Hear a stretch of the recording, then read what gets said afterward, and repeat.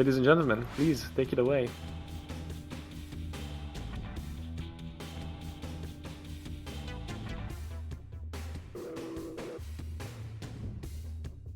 You want to go, Gazon, or shall I? Yeah, hello. How are we? Are we live? Yeah, hello NSG, hello Alliance, and yeah, welcome for Colin McRae Rally 2.0. This is gonna be a championship novice with the bonus cars. So that means we have access to the cars you can unlock throughout the game. So it's kind of new game plus in the lowest difficulty. And yeah, we are gonna be together for hopefully less than around 1 hour 15 probably if it goes well. A bit more if it doesn't go well. So yeah, I think I'm ready. So if you have anything to add, go ahead. Otherwise, we can do the countdown, I guess. Yeah, hello. Yes, I'm Viper. I'm going to be racing against Gazon with this one. I think Gazon's explained quite a fair bit regarding the game and the category very briefly, but yeah, Gazon, do you want to take it away? Yeah, do you want me to count us down?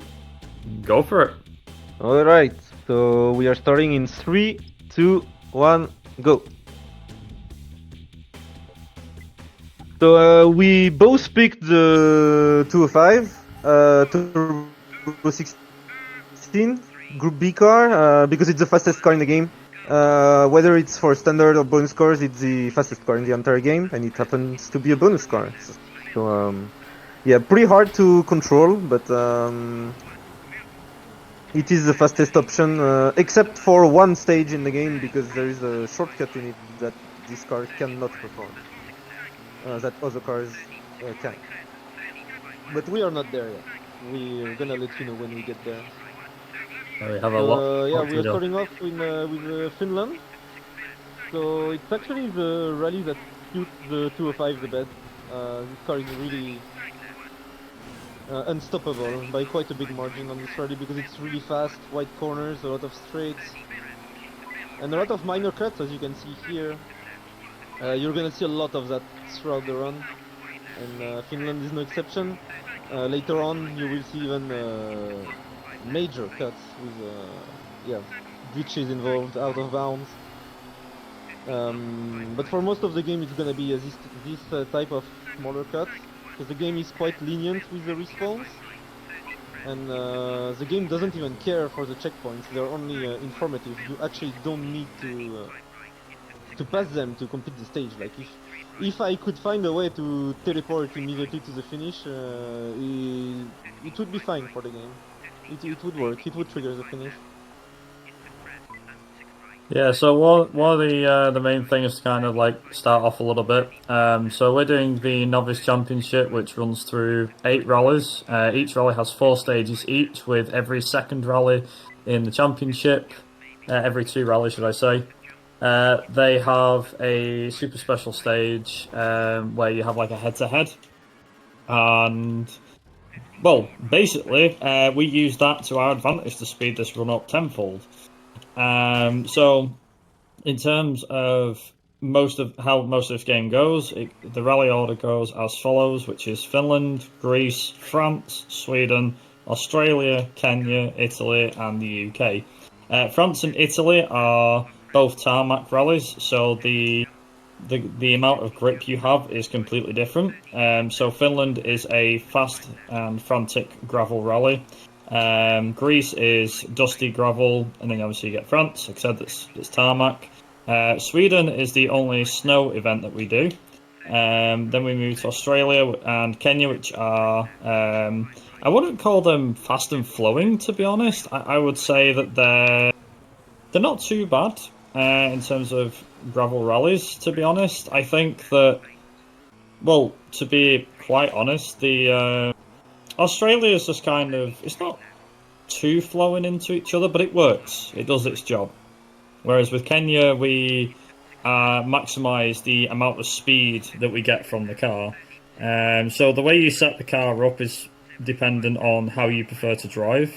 However, the main thing I will mention is that we set our car up specifically in certain ways to gain the most amount of time on stages.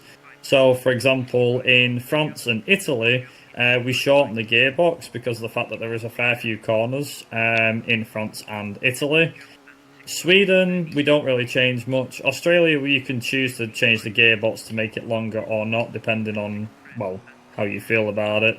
Yeah, it just all depends on how you prefer to drive. There is damage in this game, as I've kind of already showed off by wrecking my car a little bit. Where you can destroy the car, you can damage the gearbox, the engine, the lights, so which eventually the car becomes not insufferable, but it can be a bit of a problem if you don't repair the car.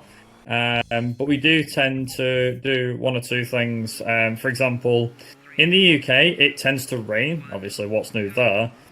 But Pretty in realistic game, in my opinion. very, very realistic.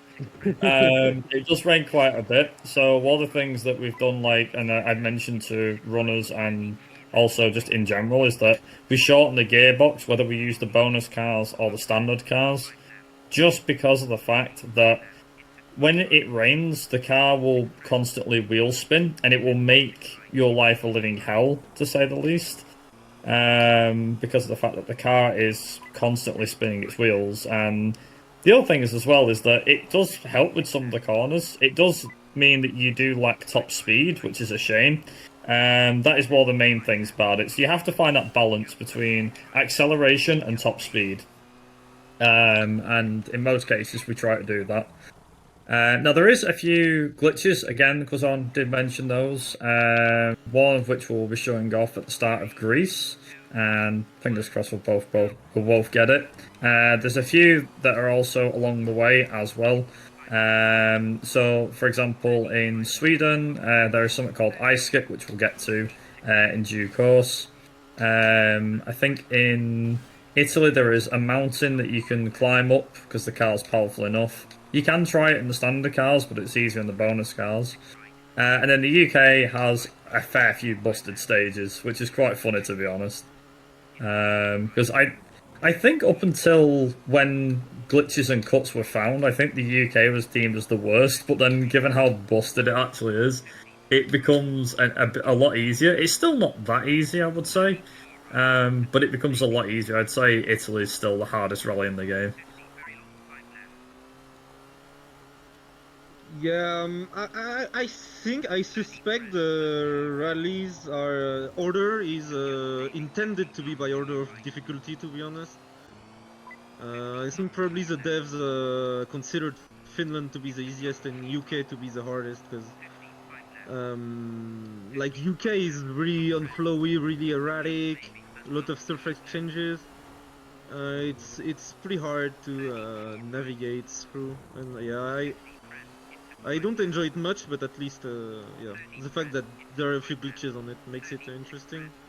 And also, it would make sense for me that it's sorted out like that, because like the rally order really doesn't match at all what was the order of the rallies for like real life, in the real life counterpart of the World Rally Championship. Like Finland, we are starting with Finland, and it's supposed to happen in the middle of the summer. Meanwhile, Sweden is supposed to be like in January. Yeah. So yeah, we are done with Finland. We are moving on to Greece, and we are gonna go immediately with probably the biggest glitch in the game, the biggest out of bounds in the game. So we are gonna go here. It's good fun. Like when this particular glitch was found, it was interesting because someone in the community found this, and I think it's Farrod that found it, and he's like, "Oh yeah, there's this out of bounds thing." Someone's like, "Wait, you can actually jump the out of bounds respawn." It's like, "Wait, what?" So we found out that there is a way to jump it, and you're able to beat this stage in like a minute and a bit faster. Now, if it goes wrong, which it can easily do so, then Oh, I yeah, made it. Nice. I just about made that. Did you make it in one piece? Yep. Yeah, because the critical part is really that part when you go through the trees, like the wall of trees. Because you need to be in the right spot. There's quite a visual cue you can aim, but it's pretty narrow. And if you're too slow or outside of that window, you will get respawned, and you cannot attempt the glitch again. You need to finish the stage the normal way, and you lose over a minute if you have to do so. And then you may have noticed a small bump right after it. So you need to not flip the car, otherwise you get respawned and you cannot access the shortcut again. And then up the hill again, there is also chances for you to flip the car, and yeah, and again you cannot enter the shortcut again. You need to finish the normal way. So the further you flip the car, the less punishing it will be, because the game will respawn you a bit further in the stage. So like I think if it's on the top of the hill, you lose like on only quotation mark 45 seconds. Meanwhile, if you get respawned like at the wall of trees, it's 1 minute 20, I think, of time. Yeah, it's quite a big one. If you get respawned at the start, it becomes more of a time loss than it is if you get respawned later on. Yeah. It's still a time loss regardless. So the funny thing is, the PS1 version of the game can't actually do the out of bounds. You can go up the hill, but the out of bounds you can't jump over it because the game's rendering distance doesn't allow for it. So the PS1 version has some different cuts on some of the stages. It does mean that the PS1 version is overall slower. But Also, it is it has way slower loads as well. Yeah. PS1. By a long shot. There is actually something we haven't really mentioned. So I was actually quite fortunate enough to get the insta finish on stage 1 for the. Oh yeah, I got it as well. Yeah, I got it as well. I've never got that. I'll be honest. So that's the first time I've ever got it. But like, there's two ways of finishing that stage. Oh, nice. Yeah. I'm surprised I actually got it, to be honest. But the glitched finish, we don't know exactly what causes it, other than there must be a finish line trigger that you need to hit in a certain amount of time. If you don't hit it, then what will happen is the game will basically just spawn you right near the finish, regardless. Yeah, it's what I got. But if you hit the trigger, you respawn and hit the trigger at the same time, and yeah, you're able to actually finish the stage a few seconds faster, which is nice. The UK one's a bit now only Matic and me got the insta finish, but yeah, we don't really know why we got it. It is a bizarre circumstance, but when you get it, oh boy, is it worth it. It does save a few seconds when you get it, though. Guys, you wouldn't have a second for a message, wouldn't you? Yeah.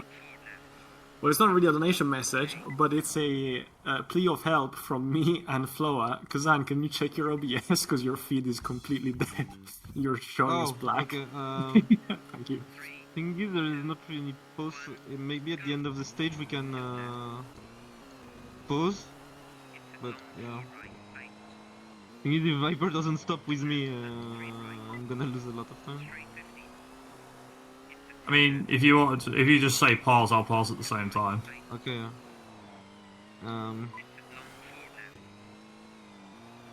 That's a promise. Okay, let's pause in 3, 2, 1, pause. Oh.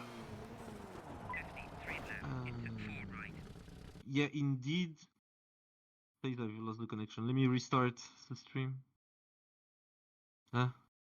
It says I cannot access the stream key anymore. Maybe I need to rename myself. Yeah, just add a 1 at the end of it. It's fine. Yeah, okay, it works. But I put Cousinoof as a stream key instead of Cousin. Okay. I had to change it to reconnect. Okay, so when you're ready, we can resume, Viper. Yeah. I will make sure that the link's going and everything. Okay. Yeah, I think just let Tell me if you can see my feed, and then we will unpause. We're all good. We're all good. Go. Okay, 3, 2, 1, unpause. It was actually convenient when you told me to pause because I just respawned, so it's actually convenient.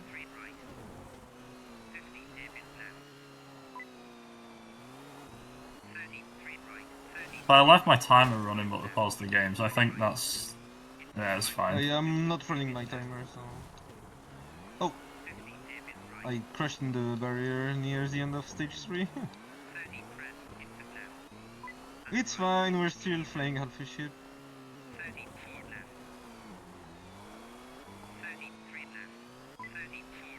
Nice. Alright, so last stage of Greece, it has quite a bunch of skips as well. I don't know if Viper is ahead of me or not. Well, you said stage probably 3. isn't. I'm only just starting stage 4 now. I'm 7 seconds in stage 4. Yeah, so I'm about 5 behind. Okay, so It's fine. It's fine. Carry on. You were saying? yeah, so yeah, there are quite a few minor respawn skips here, because yeah, a lot of the skips in this game are about tricking the respawn system, like forcing the game to respawn at some spot and you get respawn further ahead.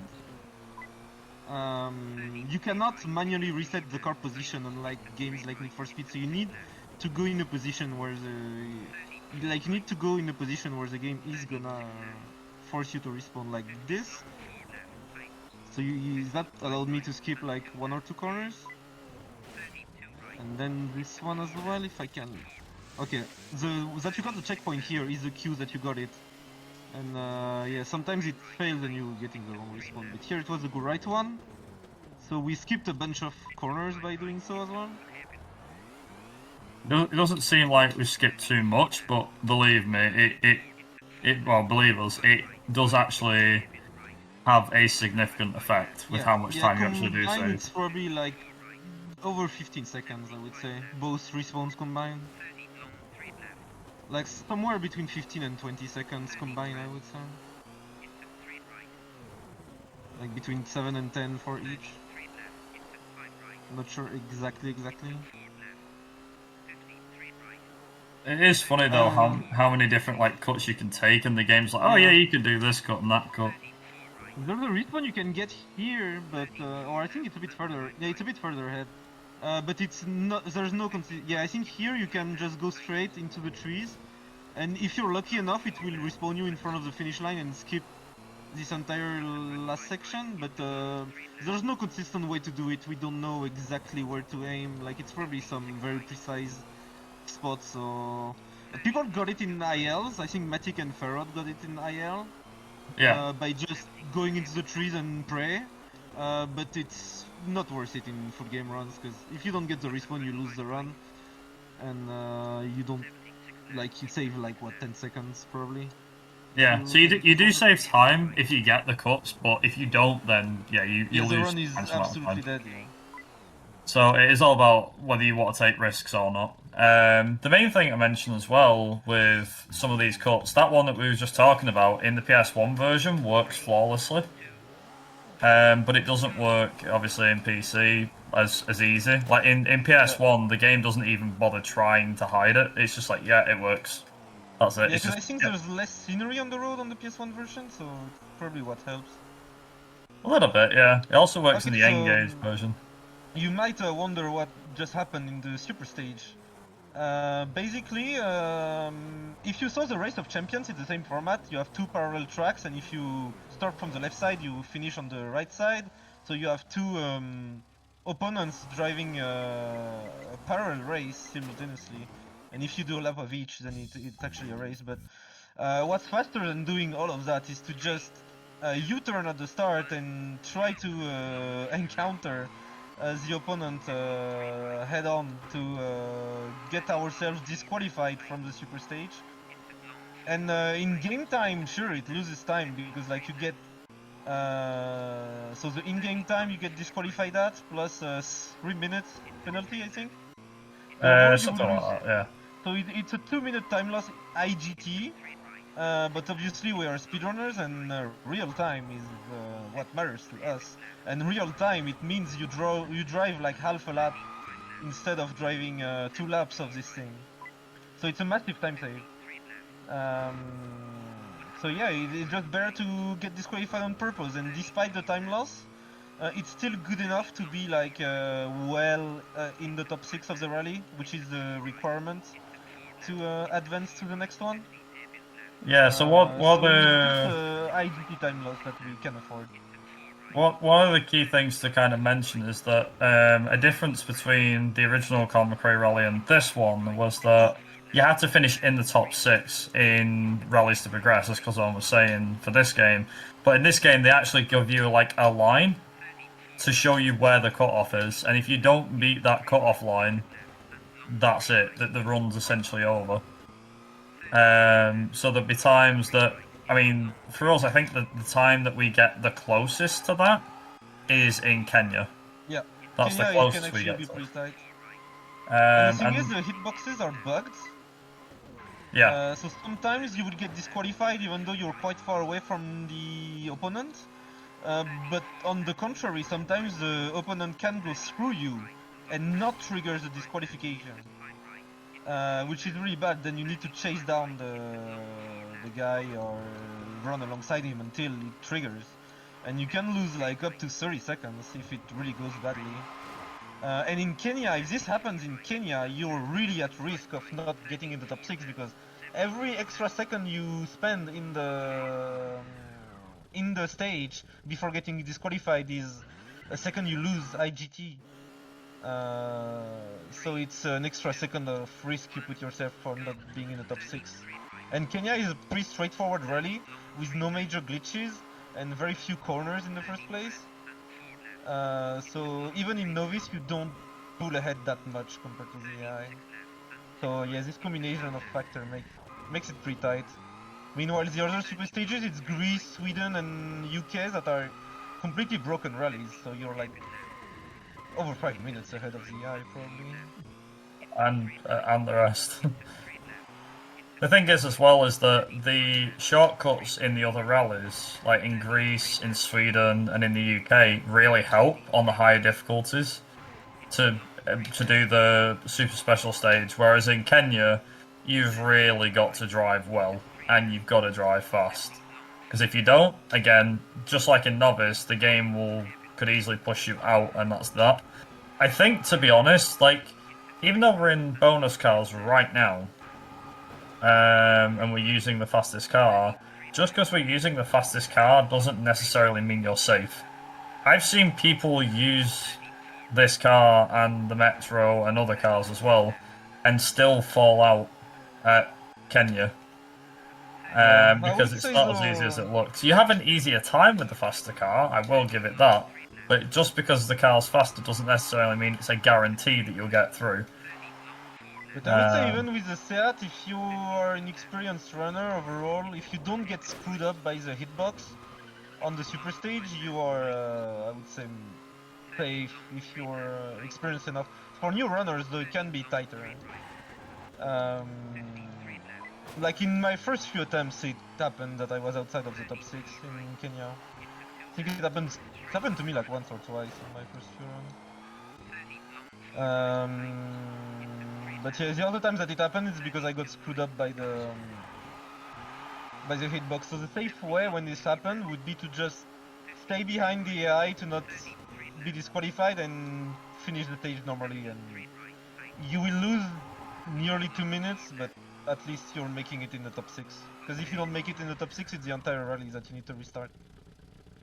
Yeah, it's definitely something when it comes to doing that. I mean, the other option that we mentioned is that if you're running this for the first time, is that you're better off to not do like most of what we do. And that's not like elitism or anything like that. It is just a case of, a first run is to just learn the stages, learn how the car handles, learn how to drive the car. And then once you start to get better and feel more confident in it, you'll obviously then turn around and be like, right, okay, I can start to implement cuts and things like that. The super special stages are fairly easy to implement, but you do need to make sure that you're driving well in order to actually make the most of it. Otherwise, it's just, you're going for something that you might not get. I think I remember seeing a couple of years ago, I think it was Chotu was doing a run, and he used to fail on Kenya a few times. I don't know how many times, I didn't really count, but I know that Kenya was the one that he always struggled on. So he ended up losing a lot of time because he did the super special stage normally, which is fair if that's where your run ends, then that makes complete sense in my book. Yeah. Yeah. The thing is, if you want to implement all the strats straight away, that means you will need to, instead of doing runs, practice intensively the stages individually. Which is what I did actually. I first learned all the tricks and stuff on the individual stages, and then I started doing runs. But yeah, if your goal is to quickly getting run in, then there's some stuff you need to leave out. Otherwise, like it's even like for your own enjoyment. Yeah. Yeah, exactly. So, with that being said, we're in France, so you may have noticed that the car tends to grip the stage a bit more. Thing is, and here's a fun one, is that on the PS1 versus PC side of things for this game, the PS1 tarmac physics are way different. Like, the car feels so much grippier, but it means that you're driving on a knife's edge for the whole time. Like, that's not to say that the PC physics aren't like more dumbed down or more less grippy, but it definitely feels as though when you play the PS1 version versus this version, the game generally feels like it is. Well, it's not as lenient, I'll call it. Yeah, and I would say driving-wise, it's the rallies where you can make the biggest difference compared to other runners. I think it's the one where driving skill will separate, like make the biggest difference.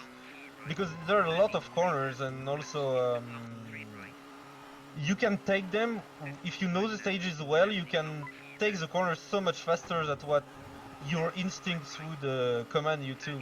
Because it's a lot of, because yeah, the corners are pretty tight and pretty blind, but you can still, due to the physics, make it at very high speed. But it requires to be like quite confident about yourself and about what's coming after the part you cannot see. Just to kind of mention as well, one of the main key points about any of the championship runs is the weather is completely random. It's the only game in the series where the weather is actually a factor.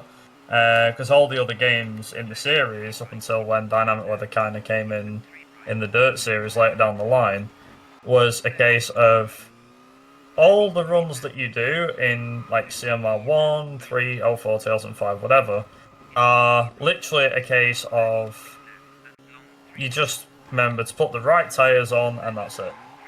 Whereas with CMR2, you actually take risks in some of the countries. Like, for example, Finland, Italy, and the UK all In can Novice, it's the only give you rain. that can have rain. Sweden has a fun one, which we like to take the mick out of, which is Dry Sweden. Yeah. So basically in Sweden it can snow, or it'll stay dry, or it can have a snow blizzard, or whatever. And honestly, it doesn't really matter what it does in Sweden, because the car drives all the same, it feels like. Yeah, at it's least only in my visual, opinion. yeah. I've not really noticed the difference, to be honest, in trying to get up hills or anything. Yeah, no, I don't think there's any difference. Like, it's only visual difference, so it's quite a meme to say, oh, I got Dry Sweden, because it's... Yeah. Like, it's the one place where it doesn't matter. And it's different for intermediate and expert, but yeah, on novice, the weather is only a factor in Finland, which is the first ride in the game, so it's usually an insta reset if you get it. And then it's Italy and UK, which are the last two, so that means that yeah, RNG comes into play in the most critical moments. Also, I just got kind Gone with of... friends, so I probably lost a lot of time to Viper, because usually he pulls ahead a lot. When you play together, he usually pulls ahead a lot. Yeah, I'm about 15 seconds into Sweden at the moment. Yeah. So yeah, I entered France ahead, I think, so... But that's the other thing as well. We mentioned like car setup and everything. In Sweden, you really don't change anything. Like, the car's automatically fitted with the snow tire, so you don't have to worry about doing anything. Yeah, the tires are always the good one by default. Yeah. It usually is. The one thing kind of we can definitely mention is that The way that the game's weather system works is via numeral digits. So, for example, if it's 0, it means dry. If it's 1, it's sunny. If it's 2, it's cloudy, I think. 3 is rain. 4 is heavy rain. 5 is storm, I think. 6 is light snow. I think 7 is like blizzard, and then 8 is foggy or something. But the best thing is, by using a cheat engine, I went into the game's files and found out where the exact location, and was like, oh, okay, so if I change the numerals here, this will actually allow the game to run in this view. So, like, one of the things I actually did was I did a full run, but the whole time I was doing the run, I was tweaking the weather RNG so that it snowed everywhere. So it snowed in Finland, it snowed in Greece, it snowed in France. Like, I completely broke the game's weather system. It was quite funny. Yeah. There's a way to put snow in Greece, though, legitimately, with a glitch. Yeah. That if we underestimate, we can show off, maybe. It's quite an easy bug, but It's really it works. easy to perform. It's a really easy glitch to perform. It's one of the main things is that I'll explain how it works at a time. But basically, one of the things that you can do from it is you can enable snow in any country that you choose, and also, yeah, so any country that you choose to do it in, you can do that. It's quite good. Well, sorry, in Greece, for example. You can only do that glitch in Greece, I think, because Greece is the only rally with 2 weather options instead of 3. I think it is, actually, yeah. Yeah, so I think it's the only rally where you can put snow where it's not intended, without cheat engine. You can also put rain, thanks to that, in Greece, even though it's not supposed to be possible. Yeah, you can do snow, blizzard, and storm conditions. I think fog as well. Can't remember. Now, can you pick fog from like time trial or single stage screen? Like from the single stage screen? Actually, no, you can't. Thinking about it, no, I don't think you can. Yeah, no, you cannot. Would be good if you could, though. Make the entire game foggy. I mean, you probably can with cheat engine, to be fair. Just watch Run of Ferrod, to be honest. Because yeah, he runs with the drawing distance graphic settings set to 1, and actually when you do that, actually it's the minimum, and the rendering is actually lower than if you play on foggy weather with a higher setting. Well, I'm getting absolutely screwed by ice skip right now. I'm entering it. Oh, I just got it. Just. Oh. Yeah, it This doesn't is all- want to flip. This is also a reason why runs are becoming like harder to get good at. Yeah. Okay, I finally got it, but I lost quite some time as well.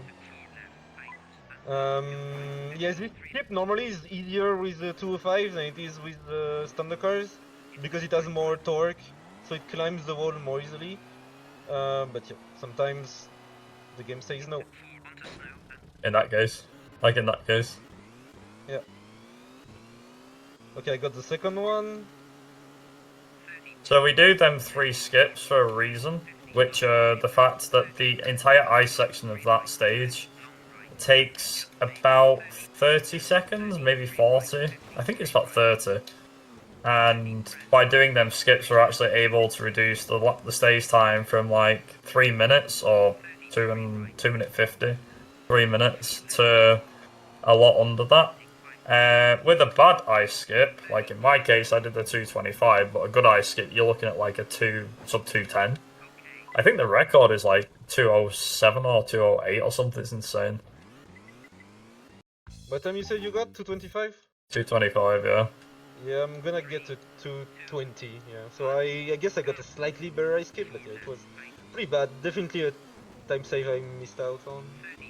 I needed a few good run-ups to get it. Yeah, we're fine. So the other thing to mention as well is at the start of my stage, stage 3, I got a grey screen, which basically means that the weather is going to be dynamic for that stage. So the weather starts off dry at the moment for me, but it's now starting to snow. So it should be an interesting one. Oh yeah, I'll catch up then because I have dry Sweden. Ooh, that's the dream right there. Yeah, it's a dream, absolute dream.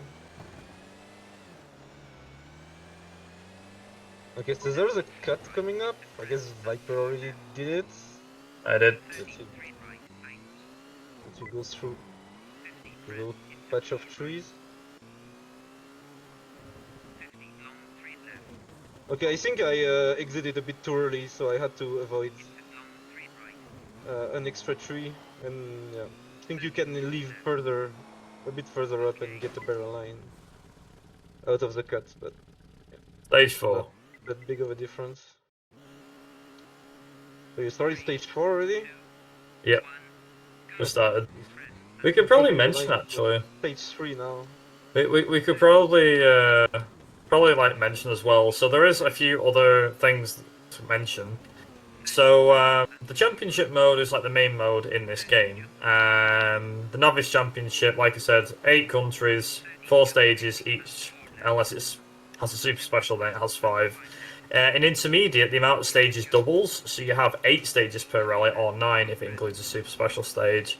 An expert adds an extra 2 stages per rally on, meaning it's 10 stages per rally, with 11 if it has a super special stage. What it does to the amount of time you spend in the championship, near enough doubles or triples, depending, or close to tripling anyway. So, for example, novice is like an hour 50, an hour 20, maybe an hour and a half for first timers in the novice car. And then when you do intermediate, it is about 2 minutes. Sorry, that'll be fast. 2 hour 35, maybe 2:40. Like I said, first time probably about 2:50, 3 hours, and expert is around the near 3.5 hour mark. Again, maybe 4 hours for first timers. Obviously, the AI gets faster and harder as you go through the difficulties and through the stages as well. And one of the main things that I found out was that the PS1 version is actually more difficult than the PC version of the game on the hard difficulties. I don't know why, I don't know how, it just is. For example, I really struggled to keep up with AI on Kenya, I think it was, in the intermediate level. But I was in the Corolla, to be fair. But, yeah, it's one of those things.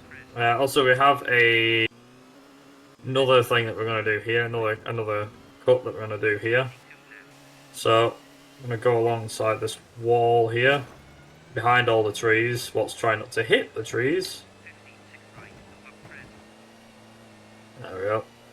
I'm not gonna go for that one, I'm going for another one that is a bit slower, but easier and more consistent for me.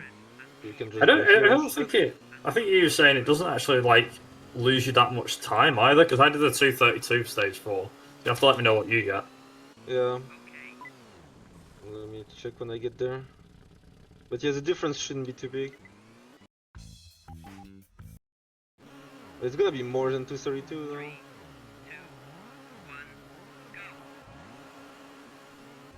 It's gonna be a 2:38. 37 actually, a high 2:37. But I probably didn't drive the best.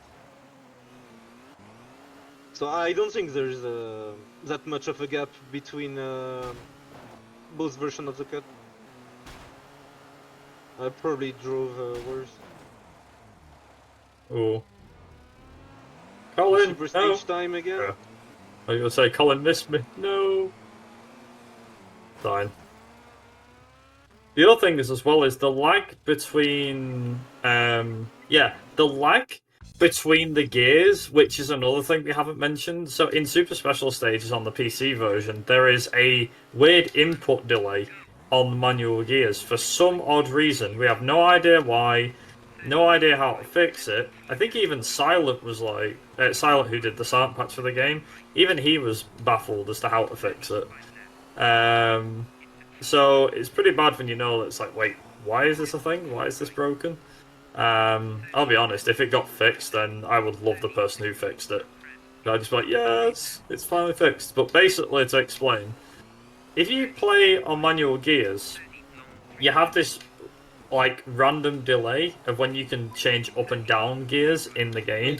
Yeah, it's not really a delay. It's just that sometimes your input will not go through. Yeah, and So you have to spam it it's until odd. it registers. It just doesn't respond for some odd reason. Yeah. Again, we don't know why, but it just doesn't But want it's to never respond. delayed actually. It's either it's ignored or it shifts normally. But you never know what it's gonna be. But yeah, in the PS1 version, that bug's not there, which is really funny because it's just like, that's neat. Another thing I haven't mentioned actually. So speaking of the PS1 version, this is where it's going to get its own little like segue in a way, an advantage it actually has over the PC version. So one of the things that's in this game, so as well as the championship, you can do arcade racing, which is like circuit racing, and each country has its own circuit. So there's 8 different circuits. You have to unlock them via different championships, and there is championship modes as well, and that sort of thing.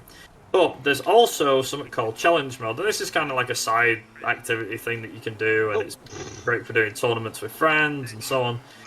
But the main thing about it is on the PC version, you just play it normally, and there you go. However, on the PS1 version of the game, you're actually able, depending on where you start, there's even a table that Digital Duck drew up for me, which is if you start on the bottom row on the right hand side, you can deliberately forfeit every single race. And it's not just like, oh, it's that specific spot. Like, as you go from bottom right to top left, you either have to win or lose the coming matches. So basically, if you're on the top out of the two, so when you do a head-to-head in challenge mode, you have a top player and a bottom player. If you're on the bottom player, you can get disqualified and still win the match. It is absolutely one of the funniest things I've realised about this game. So, because of that, the challenge category for this game got split up, which was basically PC and PS1, because PS1 has this DNF skip. And as a result, the PS1 version means that whilst you can restart a couple of times till you get the cycle that you want, if you get it first try, then the actual run of challenge mode is less than 20 minutes. Which, bear in mind, on PC it's about 32 minutes. And that's doing all the races legit, like really fast load times because it's PC. And as well, one other thing about the challenge mode is the cars are completely randomised. So, because of that, it also adds in that factor of, will I be in the fastest car, in the fastest lane? So it is interesting. And the challenge mode also has a bonus track, which is Japan, which is the default track for challenge mode. And the other tracks are the super special stages that you unlock as you go through. And there are cheats for this game as well that you can use to unlock tracks and cars and things like that, which is pretty good. You can shoot fireballs as well. Yeah, there's some really fun cheats. Yeah, fireballs is always a fun one, especially when it's you and a mate playing on the split screen. Let's go. Make your opponent go flying 100 feet in one direction. It's great. I think that would make arcade modes more interesting. Have the fireball cheat on. And be like, right, now see if you can beat the AI. Because the AI will obviously get harder and it'll make it more interesting as you go through. There's a turbo cheat code as well that allows you to reach absurd speeds, and this one is actually useful to Farad uses it a lot to discover his shortcuts. He even found some that are so far not possible without the speed boost. Yeah, it's a shame really, but like the main thing that we've kind of been trying to get for like the last, I think, few years is that he's been doing, he's like been doing these what he calls like wacky adventures or something, Fairroad's wacky adventures, and he'll probably spend like 40 minutes looking on some of the stages just to see if there's any way he can break them. For example, he actually found, although this is not feasible yet, unless we find something that can actually make it work, is that on Italy Stage 1, the finish line and the start line are right next to one another, but you can't reach the finish trigger unless you use the turbo mode, and he managed to get it, I think, twice with the turbo cheat, so pretty impressive. But it's not impressive when you figure out that, oh, you need cheats to do it, and cheats aren't allowed in the championship run anyway. And the thing is as well, is that, here's the worst bit, the turbo cheat doesn't work in championship mode anyway. Even if it's turned on, it doesn't work. Yeah. Which is really sad, but there is other cheats though. There's like a low gravity cheat, bouncing collisions, suppressive AI, monster truck cheat, which makes your car's wheels huge. Mirror mode as well? Yeah, mirror mode, which is actually a category extension. Yeah. Because of the fact it was like, it does, surprisingly, even though the stages are all flipped around the wrong way, it does actually provide a different spectacle to the game. And yeah, of course, it's insane how much it throws you off. Like it's like learning an entirely new every game. stage. Yeah, an entire new championship. But the thing is, if you're... it sounds weird to say, but your brain has to be mirrored to understand mirrored mode. It is a really difficult one. There are cuts that work in mirrored mode. That work. I mean, in normally. theory, they should all work. It's right? like, yeah, but the problem is your brain's got to negotiate. Wait, yeah. oh, I have to go all your this visual way. cues are off. Yeah. Because you're now looking for different visual cues on the opposite side. And it might sound easy, but believe me, it makes it so much more difficult. And for the absolute vanilla person that wants to run, we do have a category extension, which is called No Major Cuts. There's cockpit view as well. Yeah, we'll talk about cockpit view first. So cockpit view is literally what it sounds like. It is, you played the whole run in the cockpit view. Yeah, and the cockpit view is really bad in this game. Like, it's really, really bad, and that's why this meme category extension got created.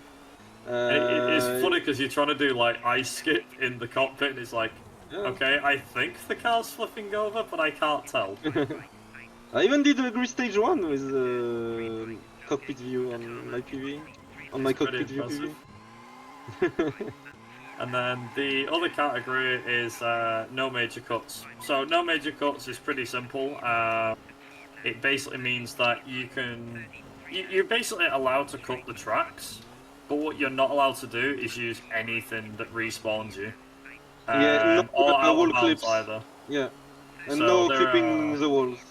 Yeah, so there are a few stages, like Sweden Stage 4, for example, where you can...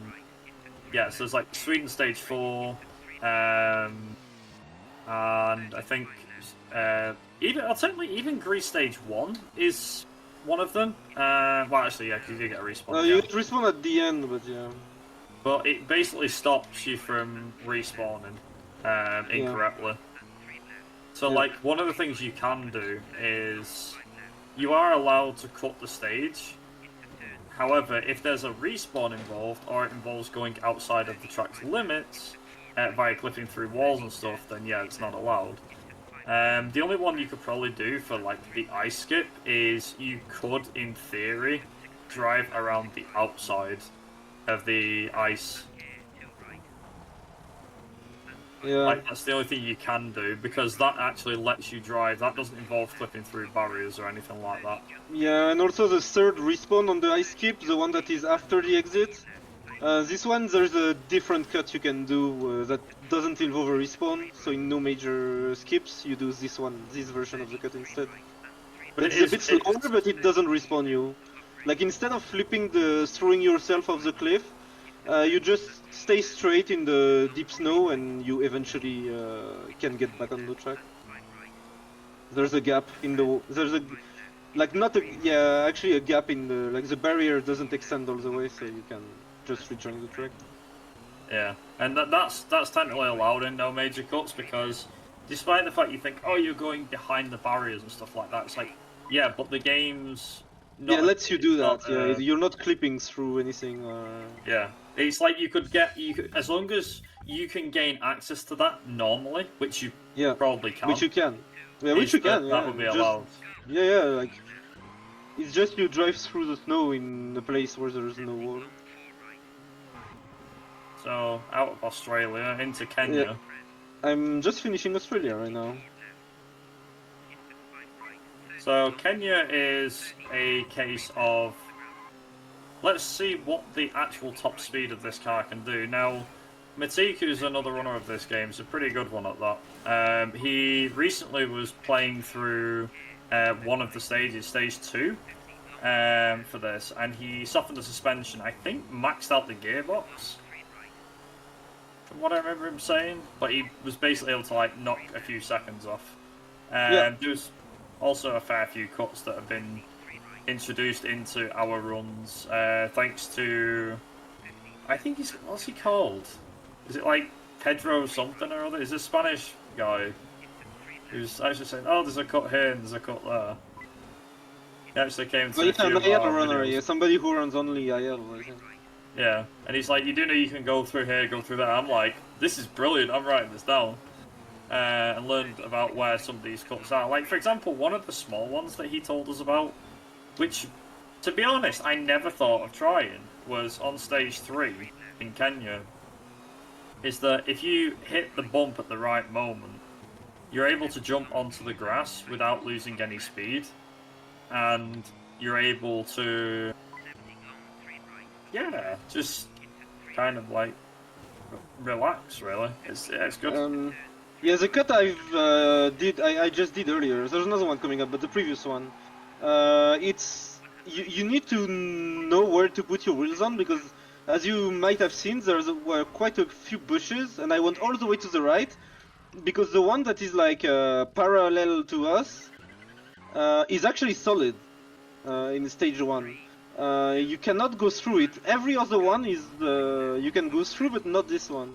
So you need to avoid it, and surprisingly enough, in the other direction, you can go through it. So stage 4 is the same stage but reversed, and on stage 4, to perform that cut, you don't need to bother about it. You can just go straight in on it, and you will go through. But on stage 1, though, you need to be careful and go around that particular bush, otherwise you will hit it. Yeah, we've got stage 2, which not a lot happens on stage 2. It's just flat out for 3/4 of it. So I think probably now would be a perfect time to bring in our host. Donations, yeah, messages, whatever you might have. Sir, yes, sir. Okay, so you did not catch me lacking, I promise. We don't have any messages to read at the moment, but I can tell you a bit about what we're doing if you guys have enough time. Mm-hmm. Yeah, plenty. Sure, you didn't catch me lacking there either. So, well, welcome to, again, if you're tuning in now, this is NSG, the Norwegian Speedrunner Gathering, if I can speak. Well, actually, it's Norway Speedrunner Gathering, but you know, it's kind of up to interpretation. And this is the Marathon Alliance, which is this collaboration between several different events, those being Bingothon, NSG, that's us, Germensch, Speedcon, Nitro, GSPS, which I still refuse to pronounce the full name of because it's in Polish, and Sum of Besties, which is the next Orga coming up at midnight Central European time. Do !schedule to find out more about what's coming up. And yeah, just like as the name suggests, an alliance of marathons that just decided to do something fun together to showcase all of the variety that Europe has to offer when it comes to speedrunning. And that's not to say we only have Europeans running, but it's all European organizations. And we are raising money for Project Hope, which is a very important and actually pretty big charity. They take care of global health, humanitarian, and crisis, and you know, they equip clinics, support new mothers with limited access to care, provide aid in war zones. They're currently in Ukraine, Gaza, Lebanon. All of those terrible things are happening, but someone is trying to make a difference, and that's Project Hope. So if you donate to us, all the money goes directly to Project Hope, and we can read your message, and you can donate towards a donation incentive. There are several. Do !donate to find out what you can donate towards. And yeah, write us something funny, we'll read it. In fact, I'll read it if you do it now. So if you want that to happen, please go ahead and let us know what you think about the event.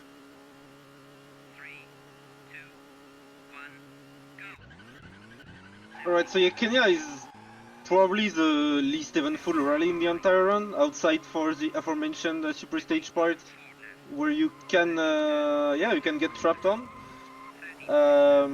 Otherwise, yeah, it's a lot of straight lines, flat out most of the time. No major glitch, no major difficulties in the track layouts neither. The walls are pretty far away, the track is wide. So yeah, not that much about it really. But it's a calm before the storm, because after that you go to Italy, which is Italy and UK, which are the two hardest rallies to drive on, as well as the two rallies where you can get screwed over by weather RNG. So you can still sometimes make a few stupid mistakes in Kenya, just because you tend to lose concentration because you're past the early part and you're already thinking about the critical parts that are left in the run that are gonna come up a few minutes later. So it's still important, even though it's not the hardest rally. You still kind of need to stay focused in that quieter part.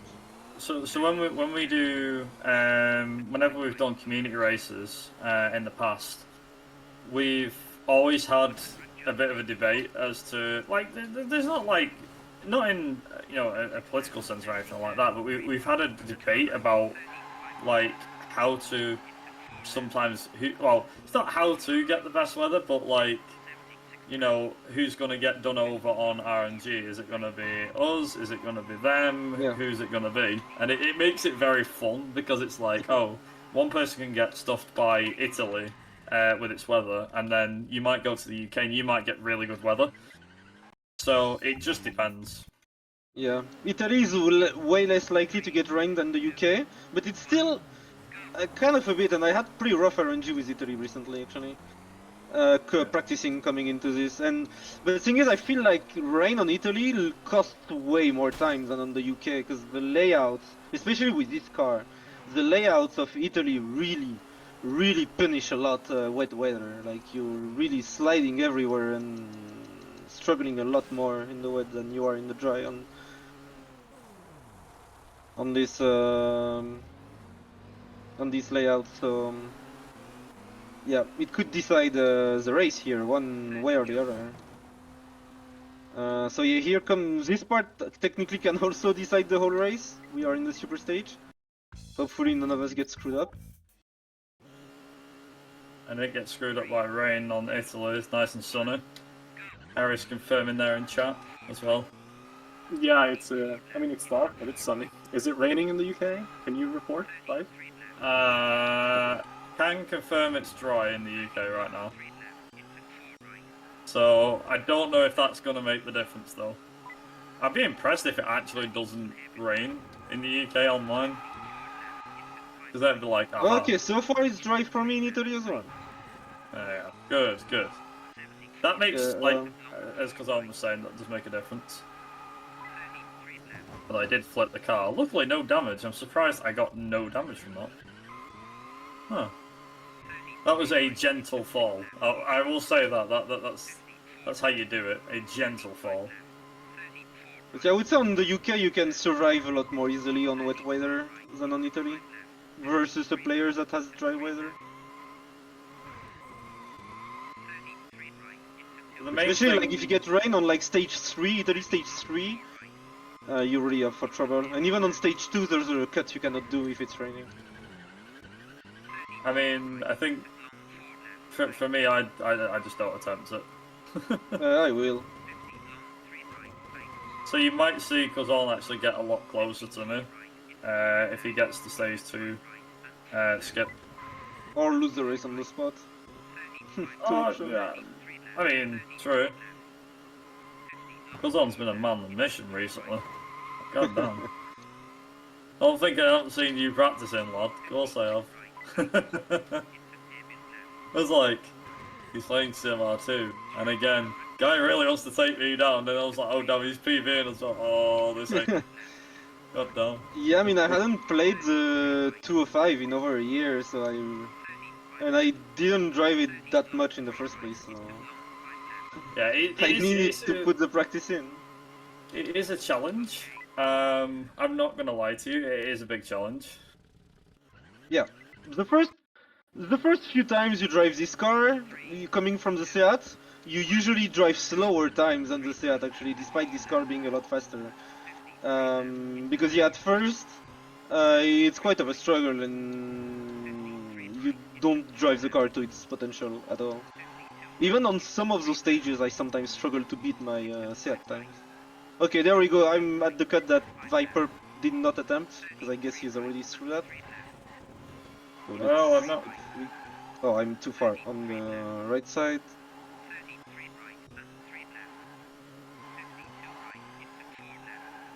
Oh, should he get it? Okay, I got the first part. Can still get a bad respawn if I'm unlucky.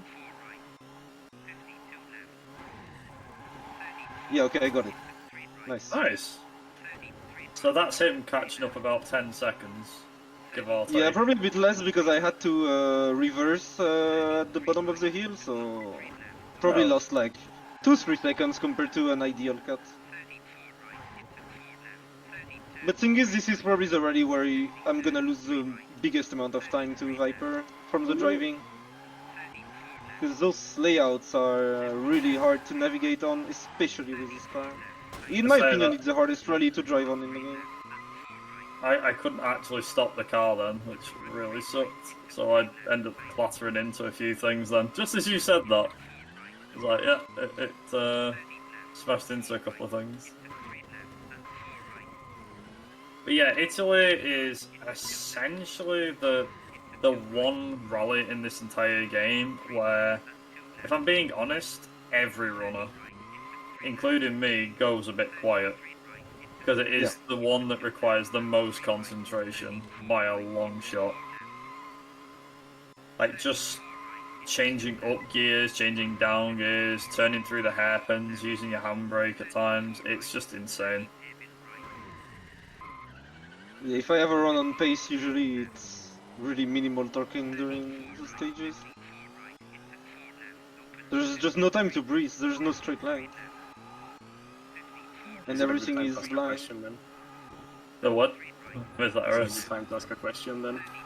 Yeah. Yeah, Where is this meant to be in Italy?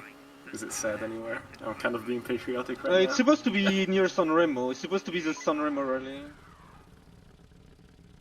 Okay, fair enough. Fair enough. That's close enough to where I am. So yeah, it's near the French border. If you not very familiar with Italy geography, it's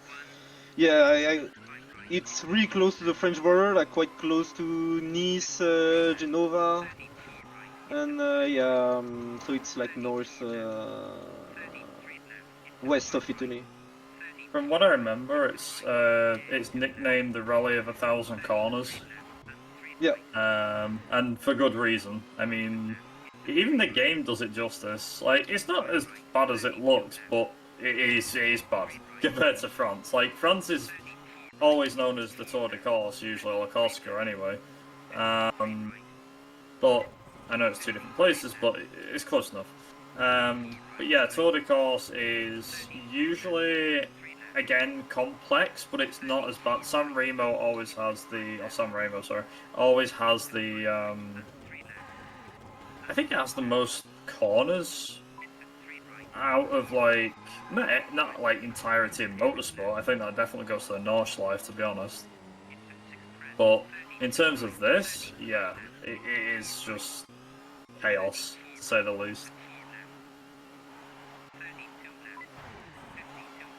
The worst thing is as well... that got discovered very recently by Dutchy here, the first part of it at least. Like the part of the hills through the trees was already found out, but Dutchy a few months ago told me about the first part of the cut.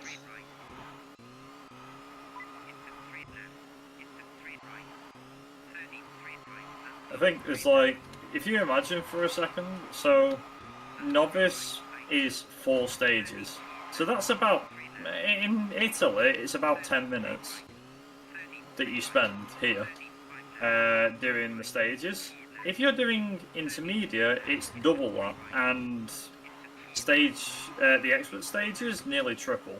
I think that the amount of time I spend in Italy on expert is something like 25 minutes. And holy hell, is it horrible. It is hell. Because... keeping the focus for that long. Yeah, the thing is as well, the novice stages are supposed to be the easiest. And I'm not being funny, but I remember specifically like not liking the Italian stages. Every time it showed up, I was just like, oh no. And it's that hatred hasn't gone anywhere. It's still with me now. That's not to say that there isn't a few busted stages, or, well, out of bounds, or anything like that, because Arms obviously showed that on stage 2. But like stage 4 has a few little cuts here and there that we do. But So yeah, when you're a new runner, for a new runner, it's insane how much time you can lose on Italy just from the driving.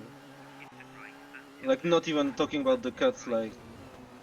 When I first learned this game, like, I was losing so much time to the top runners on the stages. Like, on stage 3, sometimes I was losing, like, 15, 20 seconds just from driving. Yeah, it definitely makes the difference. Like, really, really makes the difference. I found out last summer, actually. Going through those trees. And then back here, it saves like 2-3 seconds, something like that.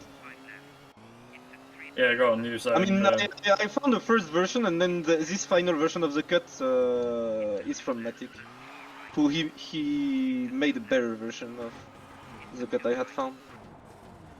You're saying about like the it's cuts, that final cut. Yeah, like the you know the cut where it goes through the trees and back on the road, and then you go right side of the hill and back on the track. Yeah.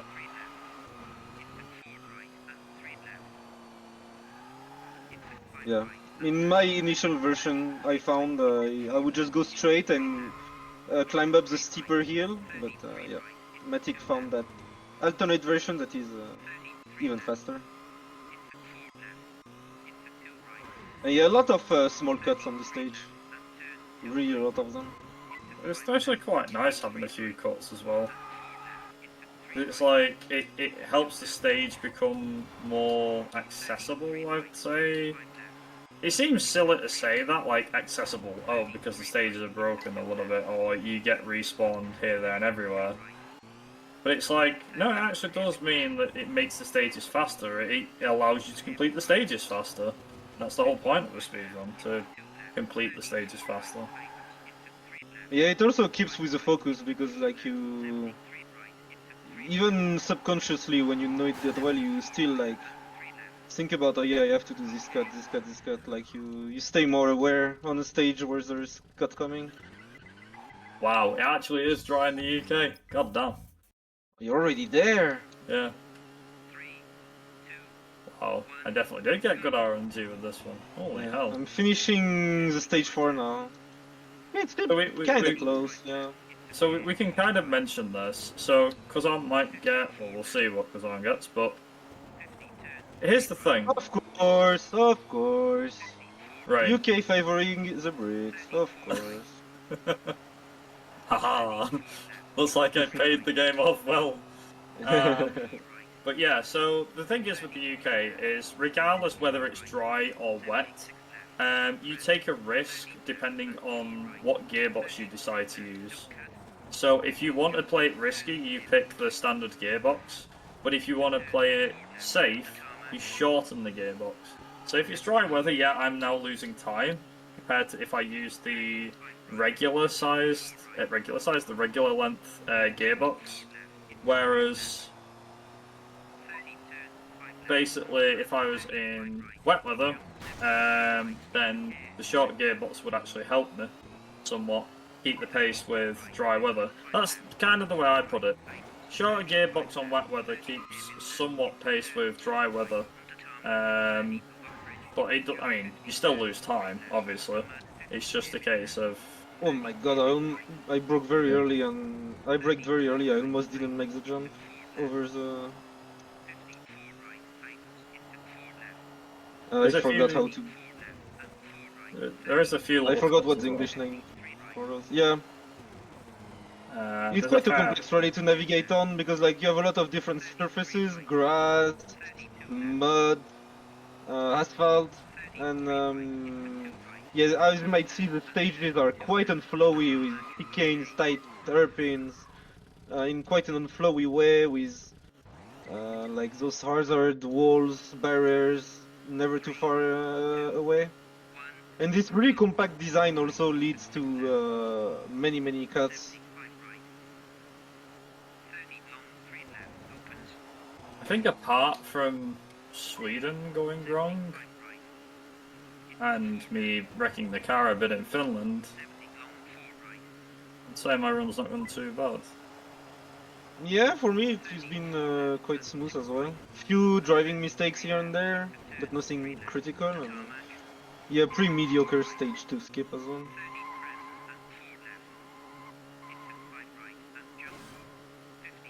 And yeah, of course we had to pause for a bit due to my feet going down.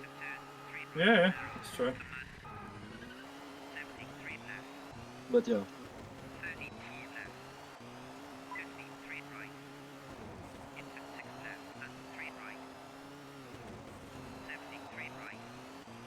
Just out of curiosity, what's your summer best? I cannot see right now because Live Split is not open, but I think it was around your PB. Like my sub is around your PB, I think. Mine's It's like a 113.40, something like that. I think that's the first time I've ever got sub 120 on stage 2. Holy hell. Pretty impressive for the dry. For me, it's still wet, so. I've started So the main thing to kind of mention here is the weather in the UK does matter, obviously. It's light rain though, so it's not that bad. But the main stage that you want it to be dry on, or it's wet stage 3. Yeah. dry, is stage 3. Because if it's This not, is the longest oh boy, and the most technical, yeah. It doesn't matter if it rains on stage 4, as we'll show you. Yeah. But if you get the first half of stage 3 dry, it's usually fine. You can do damage limitation. Okay, I have dry stage 3 at least.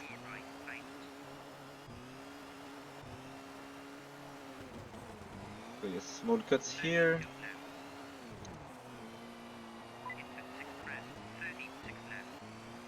Again, this is stuff that she showed me last summer.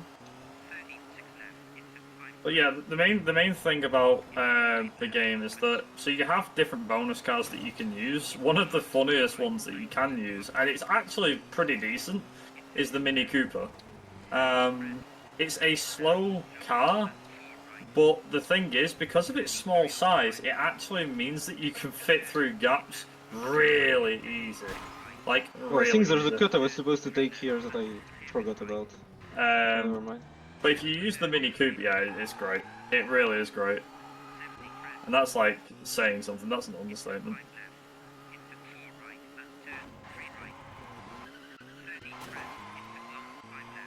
I mean, we had, at one point, the game had a category, I think it was like miscellaneous category that we had, which was like Mini Cooper % and Ford Escort Mark 1%.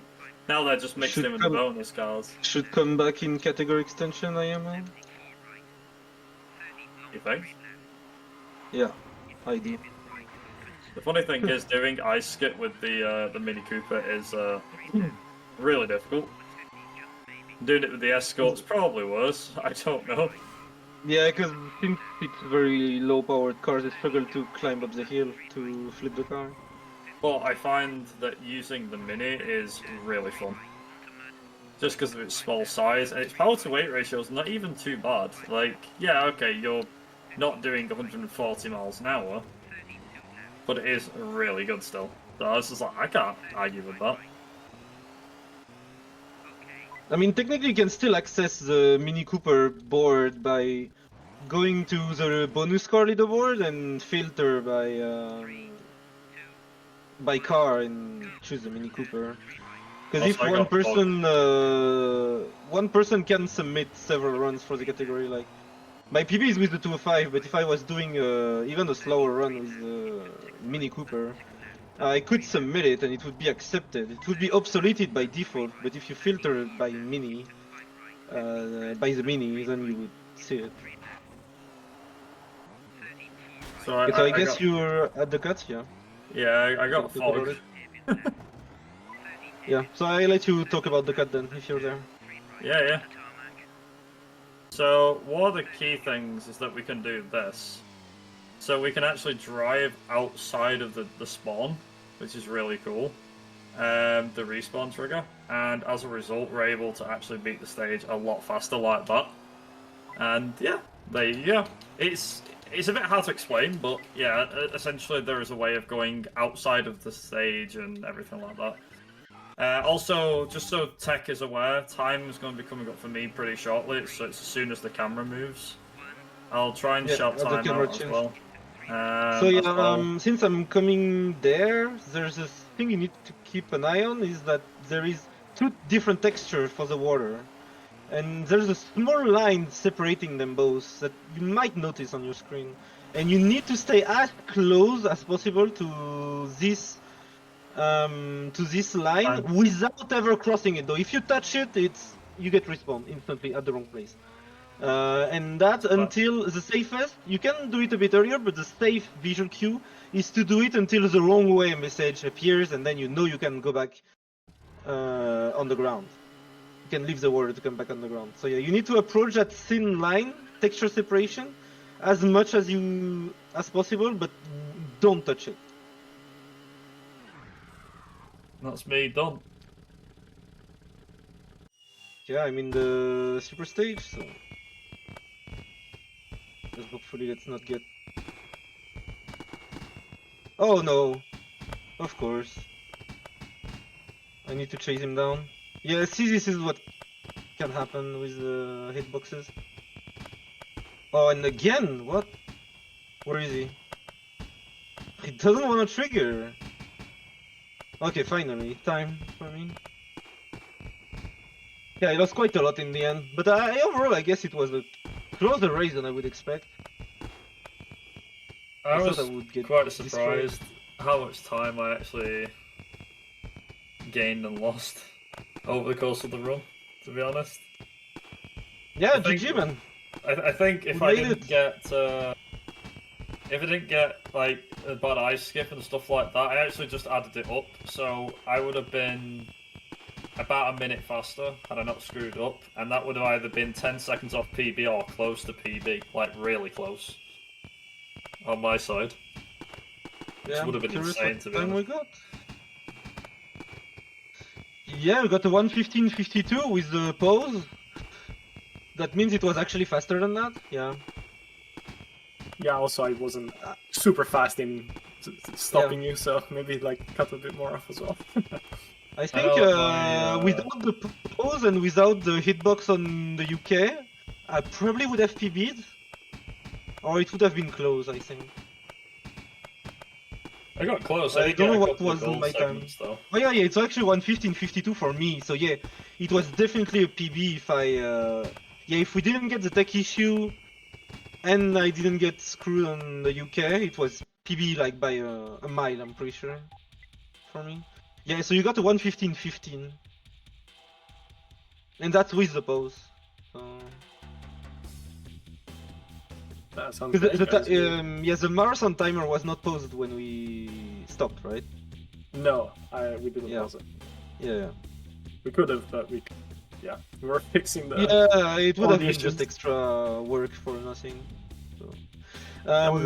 Since we are quite underestimate, we can show the bug with the weather. It'll take 2 seconds. I'm gonna go in single stage. So you first go to Sweden, and you pick any stage. You pick Snowstorm, and I forgot if I think you shouldn't enter the stage. But yeah, I'm here in Sweden with a little snowstorm, so I leave it there, then I back up, go all the way to Greece, and as you can see here, there's only 2 weather options, but since I was on the 3rd one in Sweden, now I'm on none of them.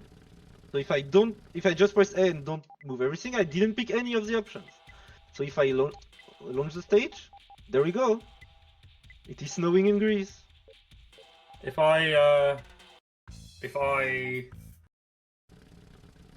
basically, one of the things that happens with me is, so because On's done the snowstorm one, I've done the storm. Yeah, so the heavy rain, yeah. I've got the heavy rain, so I pulled. Basically, what happens is the game decides that when you select, well, you don't select it, but when you hover over it, it's a 4th option. Greece only has 3 options for the weather, whereas every other country has 4. I mean, 2 plus random, yeah. So it's like if you select the 4th one, and like as Kazan was saying, you hover over it and then you back out and go back into it. Then what happens is it carries the weather. It selects the weather, albeit invisibly. And when you select it, it's like, oh yeah, cool, brilliant, and then it throws it over. So then when you're in Greece, you can actually race in storm conditions. What's really interesting is, as I was saying before, using something called Cheat Engine, where you can modify the game's values. It's not that easy to modify them, but if you modify the game's values, you can make it rain in Sweden and obviously rain everywhere else. And it actually does affect some in certain places. It affects the grip levels of the tires. So, for example, if it snows in Sweden, the spike tires, which is what you get in Sweden, they're fine. However, if you do heavy rain in storm conditions in Sweden, the car acts like it's on ice the whole way through, and it slides and wheel spins like mad. It's really interesting. Kind of the